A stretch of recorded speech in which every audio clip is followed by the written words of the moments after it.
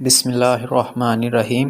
شروع کرتا ہوں اللہ کے نام سے جو بڑا مہربان نہایت رحم کرنے والا ہے۔ حضرت جابر رضی اللہ عنہ بیان کرتے ہیں، رسول اللہ صلی اللہ علیہ وآلہ وسلم نے فرمایا، مجھے 5 چیزیں عطا کی گئی ہیں جو مجھ سے پہلے کسی کو عطا نہیں کی گئیں۔ 1 مہینے کی مسافت سے روب کے ذریعے میری مدد کی گئی ہے۔ تمام زمین میرے لیے سجدہ گاہ اور پاک بنا دی گئی ہے۔ میرے امتی کو جہاں بھی نماز کا وقت ہو جائے تو وہ وہیں نماز پڑھ لے۔ میرے لیے مال غنیمت حلال کر دیا گیا ہے، جبکہ مجھ سے پہلے وہ کسی کے لیے حلال نہیں تھا۔